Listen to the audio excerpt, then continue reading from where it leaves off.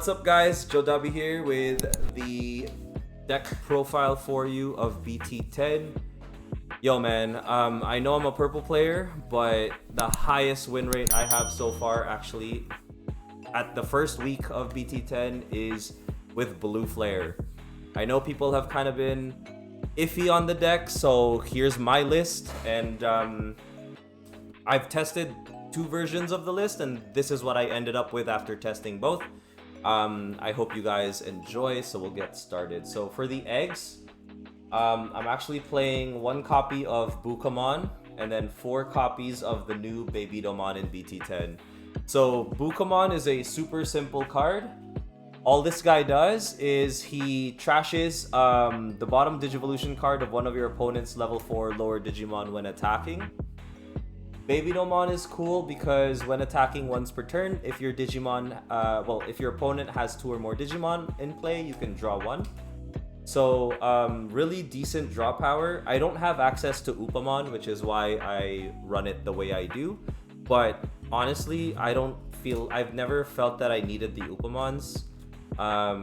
I like Babydomon the way it is, especially because this deck wants to stun things anyway and keep things on the board while you just go in and all in their security.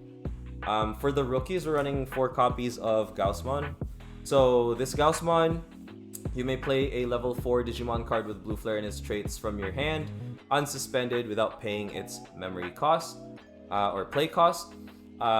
Very good on deletion effect because you're running 12 Blue Flare level 4s here.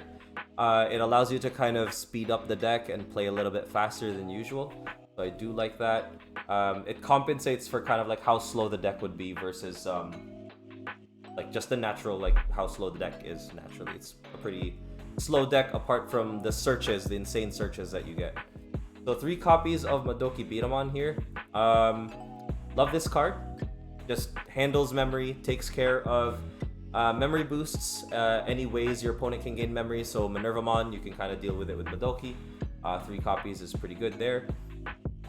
Next, we're running 3 copies of Siakamon. So these are the final rookies. Just can't reduce Digivolution costs. So there are Digivolution cost reduction cards that exist still in the meta, particularly cards from BT9.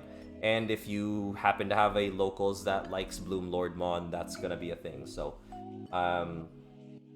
prevention of Digizorp is pretty good, so it kind of just tells Bloom Lordmon to check itself. So pretty good stuff there. Not that Bloom Lordmon's super played right now, but it might be in the future. Next, running 4 copies of this Greymon. I apologize for the lack of focus, by the way, but 4 copies of this Greymon on play lets you search for 2 blue flares. 2 cards with blue flare in their traits to add to hand, placing the rest at the bottom. And it's one of the Digimon with save mechanics. So on deletion, you just save pretty much. So you get you place the Greymon when deleted underneath one of your tamers to use for later as a material with Kiriha. Its when attacking effect is awesome. So when attacking once per turn, if this Digimon has blue flare in its traits, your opponent has 2 or more Digimon as well, you can actually unsuspend this Digimon, allowing you for multiple swings and decent amounts of chip damage. Next, we've got 4 copies of Male Birdramon. Male Birdramon's a super cool card as well. On play, if you have a Kiriha in play, you can basically recycle your Metal Greymons, and the Metal Greymons is what you use to be aggressive with the deck. But if you don't have a Kiriha, you can actually play a Kiriha when you play Male Bird, which is a huge accelerant for the deck. You definitely want to see Kiriha in order to maximize your plays, and it's a good backup plan to have with the save mechanic in case you're hitting things in security or your Digimon are being destroyed constantly on your opponent's turn. When attacking, inheritable effect, very powerful.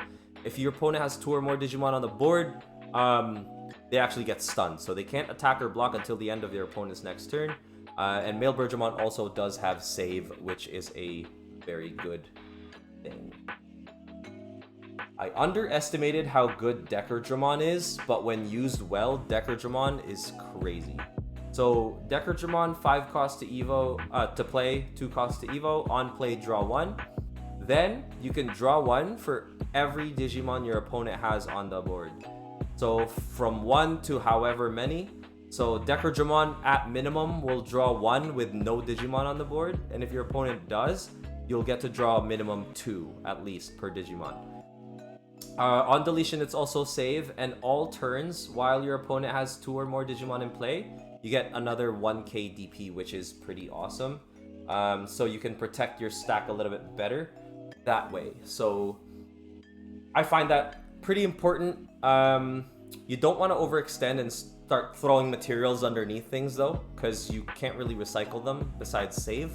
So you have to be very careful at the timing at which you use these save level 4 Digimon. This is the bread and butter of your deck pretty much.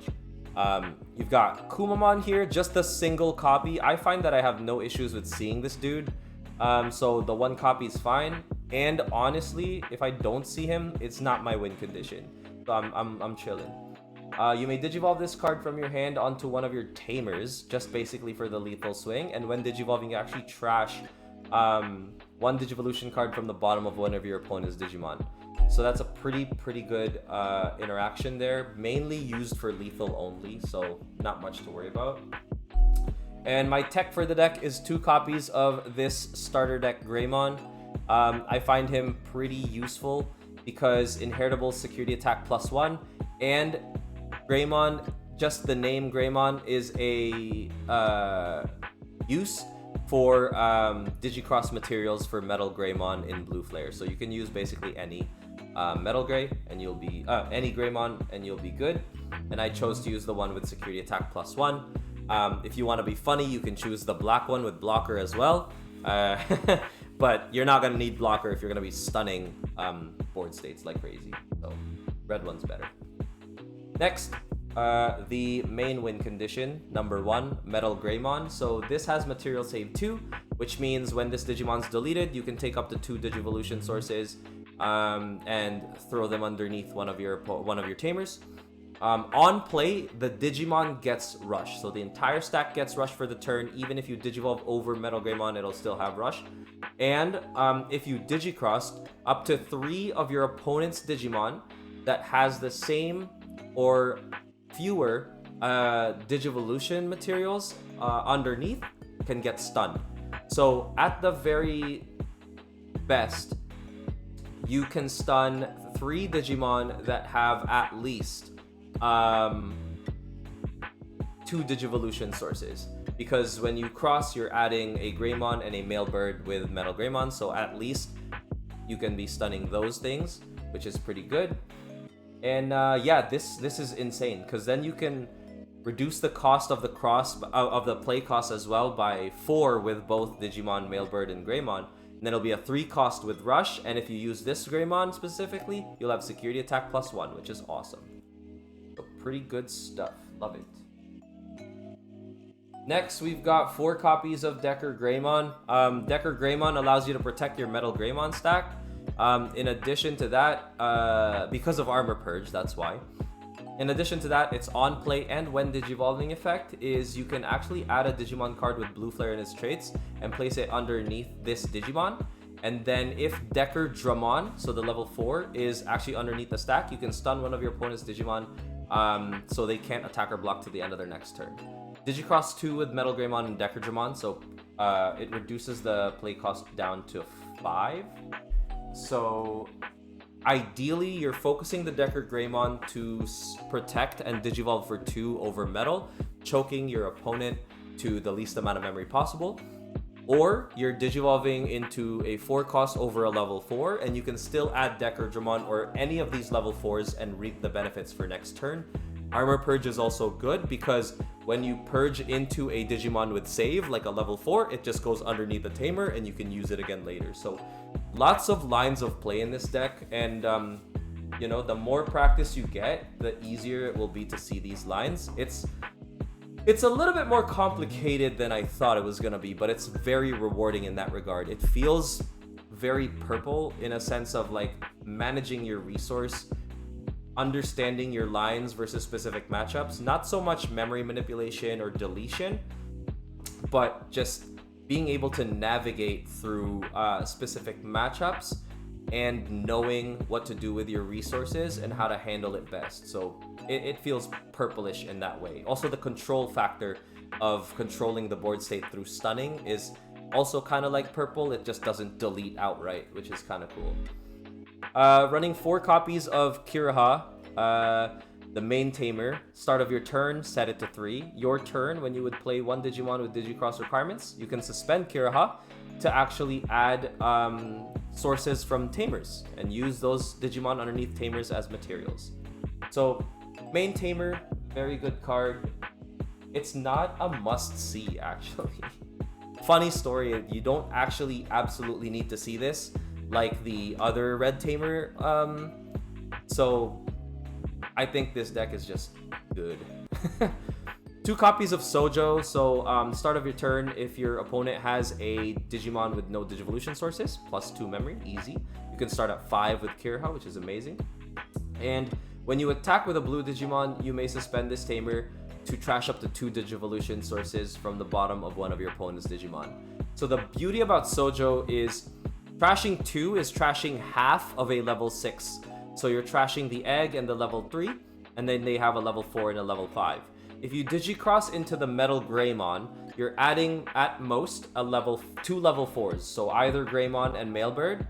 So just off that, you can actually stun. So you swing with a rookie, tap Sojo, trash 2 sources off a 6, then hard play the Metal Gray, swing at security.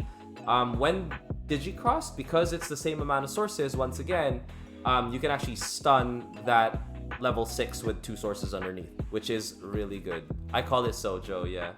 Or Joe. So pretty good stuff there.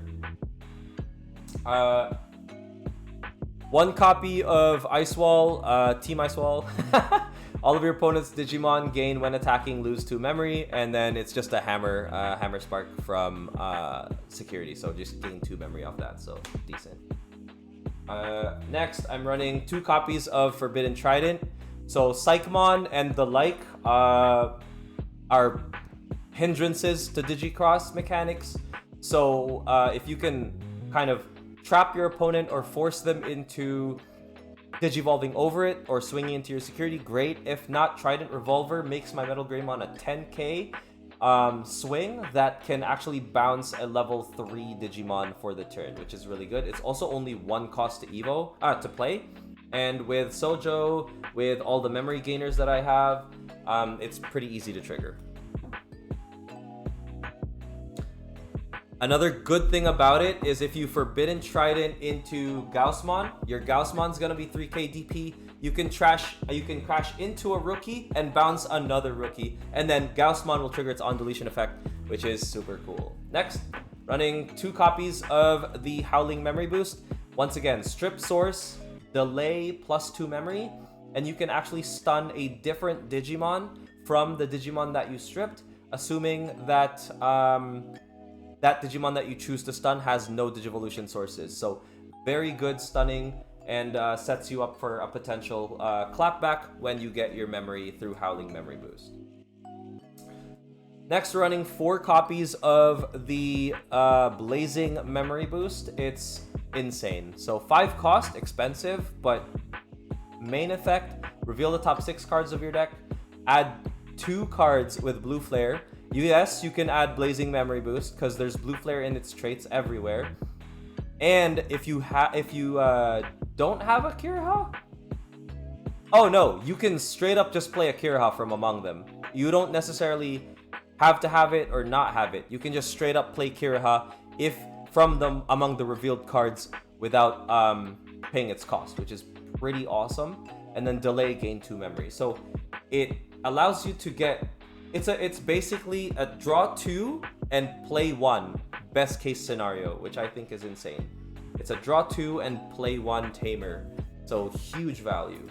Last but not least, this card is debatable, but I like it and it's working well for me. I'm playing Plasma Dekardra Launcher. So when you would play this card, if your opponent has 2 or more Digimon in play, reduce the memory cost by 2. So it's a 5 cost, and you can just return one of your opponent's level 6 or higher back to their hand.